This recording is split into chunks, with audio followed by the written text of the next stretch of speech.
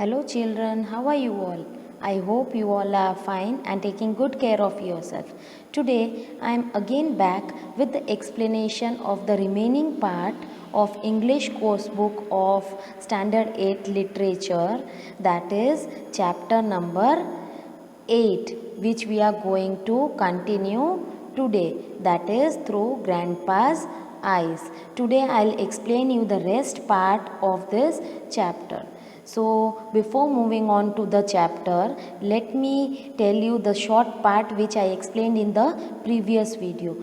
So we were this one explaining, I was explaining you about this chapter. In this chapter there is a small young boy named John. He went to his grandpa's house for staying for few days, and he likes his grandparents house very much, and his grandfather couldn't see properly, he is blind, and he learns how imagining the things, how his grandpa imagines, and learns how his grandpa is touching, smelling, feeling all the things and hearing without his eyes, and how he is coping up with his day-to-day activities. So now let's begin the rest part of the chapter which I am going to explain.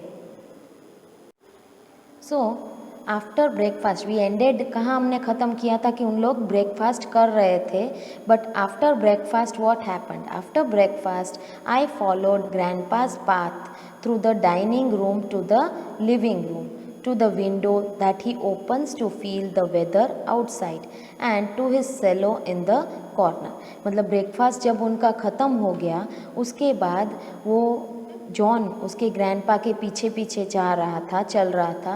पहले उन लोग dining room में आए, वहाँ से cross करके living room में आए, और वहाँ से विंडो तक आए, जो विंडो उन्होंने ओपन की, और वहाँ से वो उस वेदर को फील कर रहे थे कि how is the weather today, कैसा लग रहा है weather. And then he went to his cello to the corner. Now children, what do you mean by cello?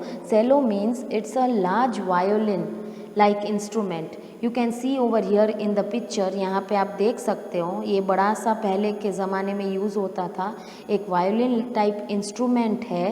That is played by holding it between the knees, जो दोनों नीज के बीच में hold करके फिर बजाया जाता है. Then what happened? Will you play with me John, he ask. Grandpa पूछते हैं, क्या तुम मेरे साथ वायोलिन बजाओगे? मैं और तुम दोनों मिलके बजाते हैं वायोलिन. ही ट्यून्स अवर सेलोज विदाउट लुकिंग. और वो कैसे ग्रैंडपा सेलो बजाते हैं? बिना देखे, कुछ म्यूज़िक देखे बिना, बिकॉज ही कांट सी, तो without looking he plays the cello. And I play with a music stand and sheets of music before me.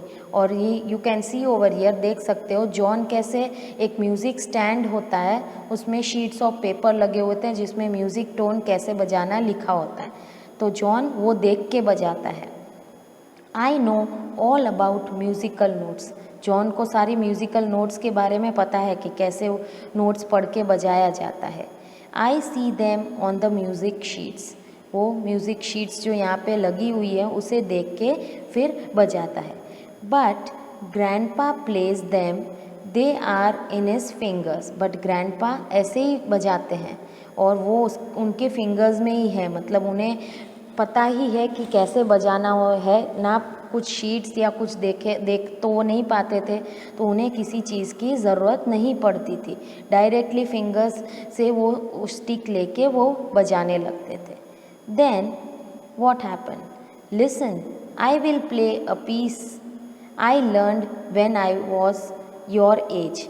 It was my favorite. फिर ग्रैंडपा बोलते हैं कि मैं एक पीस बजाऊंगा. Piece means he is telling about the music, कि एक part में बजाऊंगा. मैंने ये सीखा था जब मैं तुम्हारी एज का था, एंड वो मेरा बहुत ही फेवरेट है, ऐसे ग्रैंडपा कहते हैं. Then grandpa plays the tune while I listen. और जब ग्रैंडपा वो ये ट्यून बजाते हैं तब जॉन उसे सुनता है. Then that's the way he learns new pieces by listening. और इसी तरह से ग्रैंडपा नए नए प्लेस के नए नए पार्ट्स बजाते रहते हैं और सीखते रहते हैं, और सुन के वो तुरंत ही बजाते हैं। वो म्यूज़िक नोट्स तो नहीं देख पाते हैं, तो वो सुनते हैं, किसी कहीं पे म्यूज़िक सुना हो और उसे वो अपने हाथों से बजाते हैं। Now says grandpa, let's do it together.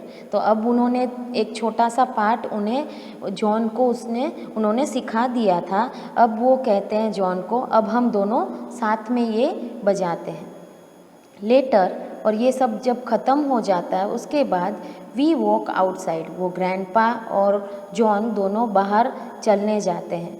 Through the front yard, आगे जो उनके वहाँ पे खुली जगह है वहाँ पे वो चलते हुए जाते हैं। You can see over here the picture is given. And across the field to the river, और एक फील्ड क्रॉस करते हैं, खेत, और वहाँ से एक रिवर आती है, वहाँ पे जाते हैं।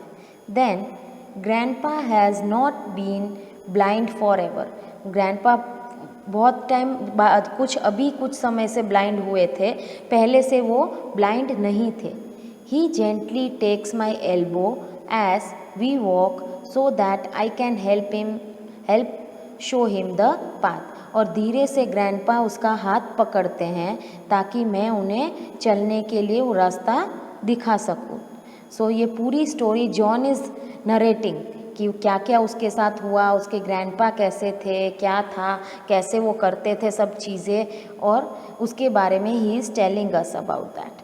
Then I feel a south wind, says grandpa, और फिर ग्रैंडपा उसे कहते हैं कि मुझे ऐसे लग रहा है कि साउथ के साइड से, साउथ डायरेक्शन से विंड आ रही है, मुझे ऐसा महसूस हो रहा है।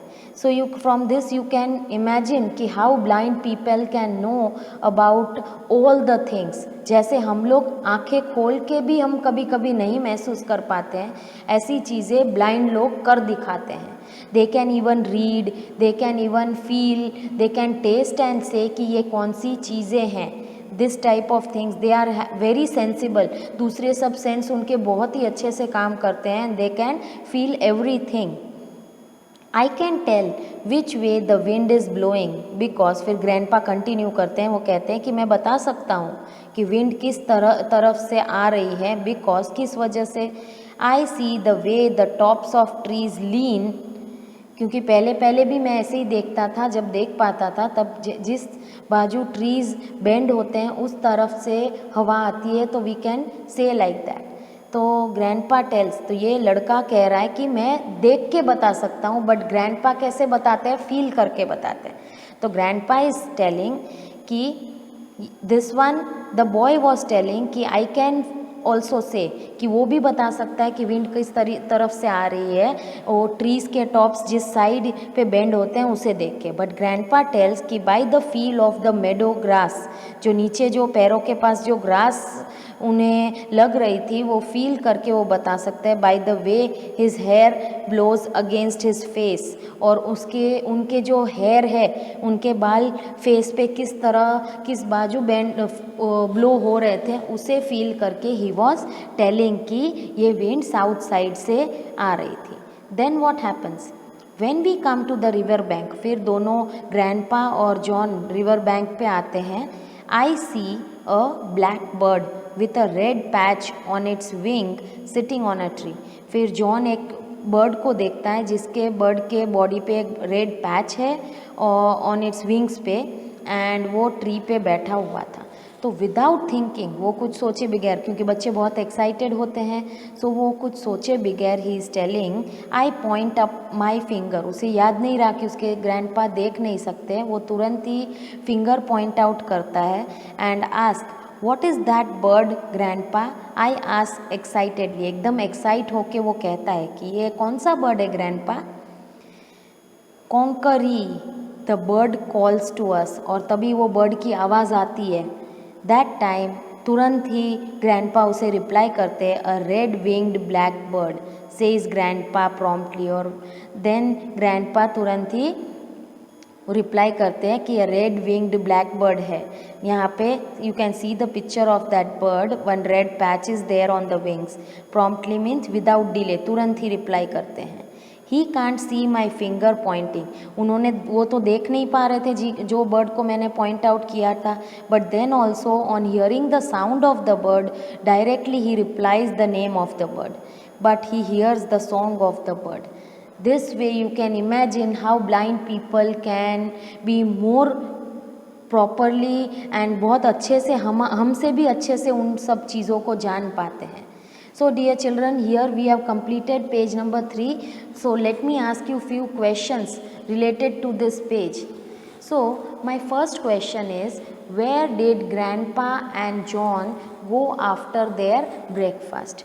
जब उनका ब्रेकफास्ट ख़त्म हुआ उसके बाद जॉन और उसके ग्रैंडपा कहाँ गए? Yes, what was the answer? They went. Where did they go? Can anybody tell me? Yes, after breakfast both of them, this John followed the path through the dining room, grandpa's path through the dining room to the living room to the window that he opens to feel the weather outside, and then to his cello in the corner, जहाँ पे corner में सेलो पड़ा था वहाँ उन लोग गए. Very good. Then my second question is, what do you mean by cello? मैंने आप लोग को एक्सप्लेन किया था कि सेलो किसे कहते हैं. Yes, what do you mean by cello? Yes, cello is a large violin-like instrument played by holding it between the knees. Okay. I hope you all have understood this page properly. Now, my third question is, how does John play his cello? Can anybody tell me John कैसे play करता है अपना cello, कैसे बजाता है?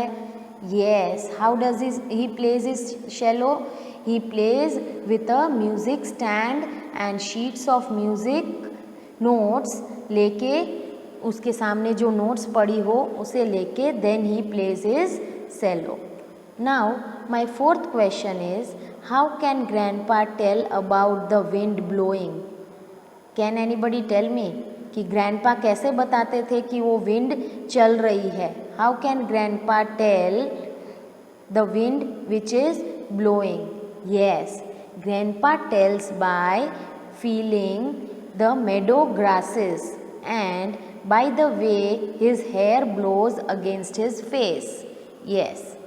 Now my fifth question is, what did John point out at the river banks? I repeat my question, what did John point out at the river banks? जॉन ने क्या पॉइंट आउट किया रिवर बैंक पे? उसने क्या देखा और क्या पॉइंट आउट किया? Yes, when they came to the river bank, John saw a black bird with a red patch on its wing sitting on a tree which he pointed out. So dear children, here the explanation of third page is completed. Let's move on to our next page. So we will begin with that explanation. And somewhere behind the blackbird, he says, listening is a sparrow. जब John ने point out किया वो black bird की तरफ, तुरंत ही उसके दादा ने उसका नाम बताया, red winged bird, black bird. उस कैसे उन्होंने बताया? उसकी आवाज़ सुन के. And then he is telling कि वो ब्लैक बर्ड के पीछे और एक आवाज़ आ रही है स्पैरो की. Then I hear a scratchy song and I look until I see the earth colored bird that grandpa knows is here. Then वो इधर उधर देखने लगता है और उसे एक स्क्रैची मतलब बहुत ही रफ एंड जो अच्छा ना लगे ऐसा सॉन्ग सुनाई दिया और वो इधर उधर देखने लगा जॉन. तब उसे दिखाई दिया कि अर्थ कलर मतलब ब्राउनिश कलर की स्पैरो उसे दिखाई दी जो ग्रैंडपा बता रहे थे. Then Nana calls from the front porch of the house, और नाना फिर उसकी दादी उन्हें बुलाती है पोर्च में खड़े हुए उसके घर के. एज वी वॉक बैक, और फिर ये दोनों ग्रैंडपा और जॉन वापस आते हैं. ग्रैंडपा स्टॉप सडनली, जब वो वापस आ रहे थे तब ग्रैंडपा अचानक से रुक जाते हैं. Why? He bends his head to one side, एक साइड में हेड अपना झुकाते हैं, लिसनिंग जैसे कि कुछ सुन रहे हो. ही पॉइंट्स हिज फिंगर अपवर्ड, और अपनी फिंगर ऊपर पॉइंट आउट करते हुए कहते हैं हॉन्कर्स.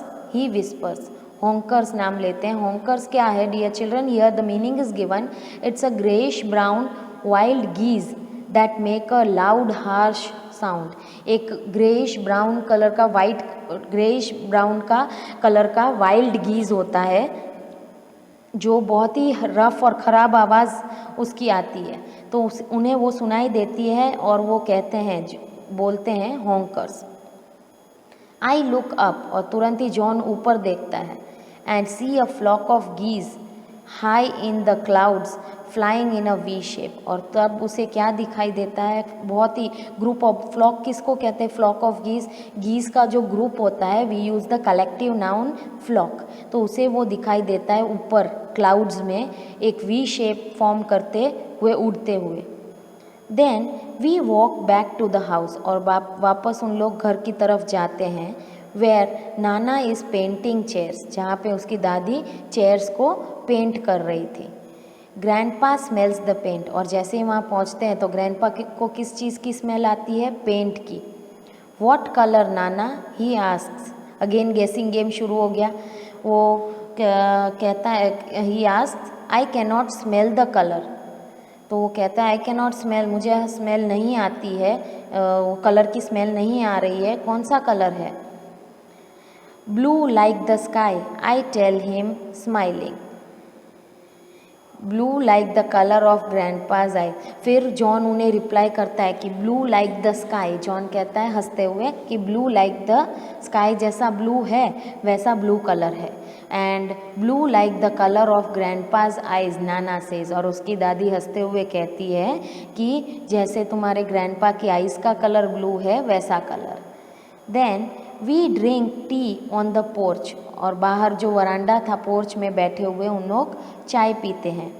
Grandpa pours his own cup by putting his fingers just inside the rim of the cup to tell him when it is full.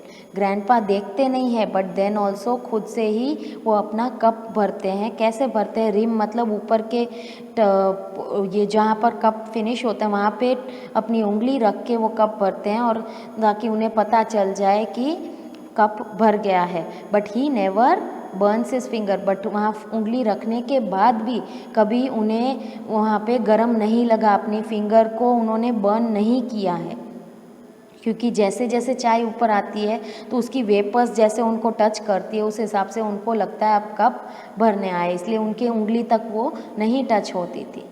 Now you can सी कि how कैसे ये ब्लाइंड लोग कैसे अलग अलग तरीके से अपनी सेंसेस यूज़ करके उन लोग अपने अपने डे टू डे एक्टिविटीज़ करते हैं। इसमें कितनी सारी एक्टिविटीज़ बताई गई है कि how that blind grandpa used to do his day to day activities without others help. Then what happens? In the afternoon, दोपहर के टाइम, grandpa, nana and I take our books outside to read under the apple tree. बाद में जैसे दोपहर होती है तो तीनों जन, उसके दादी, दादा और जॉन, तीनों अपनी अपनी बुक्स लेते हैं और बाहर लेके जाते हैं। बाहर एक एप्पल ट्री है, उसके नीचे बैठते हैं रीड करने के लिए। Grandpa reads his books with his fingers feeling the raised braille dots that tell him the words. Grandpa नहीं देख सकते तो वो कैसे रीड करते हैं? You know all of you कि Braille language was created for the blind people, जिसमें रेज्ड डॉट्स होते हैं उनकी बुक्स में, तो उन्हें वो फिंगर्स उनके टच करके वो बुक्स रीड कर पाते हैं। जो Helen Keller one chapter was there, जिसमें हेलन केलर ब्लाइंड होती है और वो कैसे बुक्स रीड करना शुरू करती है वो सब उसमें बताया गया था। तो he is also having that type of books जिसमें ब्रेली डॉट्स थे, and he is can recognise by touching that कि कौन से वर्ड्स लिखे हुए हैं। After supper grandpa turns on the television, और फिर बाद में रात का उनका खाना होता है, उसके बाद ग्रैंडपा टेलीविज़न टीवी चालू करते हैं। I watch but grandpa lessons, मैं देखता हूँ, जॉन कहता है कि आई वॉच द टीवी, मैं देखता हूँ, but grandpa can't see so he only listens, खाली सुनते हैं। And the music and the words tell him when something is dangerous or funny, happy or sad, और जो उसमें जो म्यूज़िक बजता है, जो वर्ड्स बोले जाते हैं, उससे वो अंदाज़ा लगा लेते हैं कि क्या कुछ डेंजरस हुआ, कुछ फ़नी हुआ, क्या कुछ हैप्पी थिंग हो रहा है या कुछ सैड थिंग हो रही है।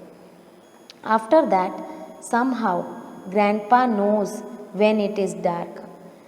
नाउ बाद में धीरे धीरे ग्रैंडपा को पता चल जाता है कि रात होने आई है और डार्क हो गया है। And he takes me upstairs, और वो जॉन को ऊपर लेके जाते हैं। And tucks me into bed, और मुझे बेड में सुला देते हैं।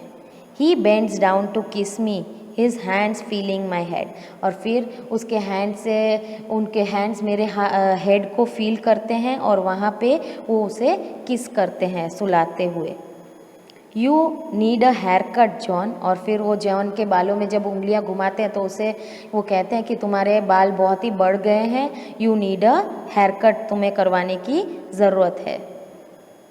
Before grandpa leaves he turns out the light, और जब ग्रैंडपा वो रूम से बाहर जाते हैं तब वो लाइट बंद करते हैं। But by mistake he is turned it on instead, but उन्हें पता नहीं था, बाय मिस्टेक उन्होंने लाइट बंद करने के बजाय लाइट चालू कर दी थी।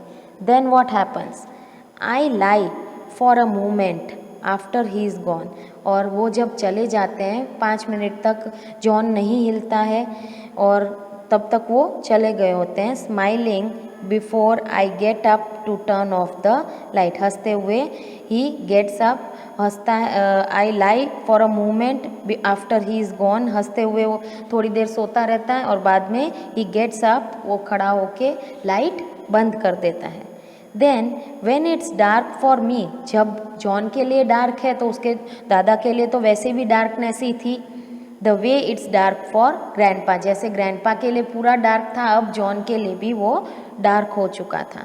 आई हियर, तब जॉन क्या सुनता है रात के टाइम, द नाइट नॉइजेस, तब उसे ये महसूस होता है नाइट की नॉइजेस आती है, दैट ग्रैंडपा हियर्स, जो ग्रैंडपा सुनते थे।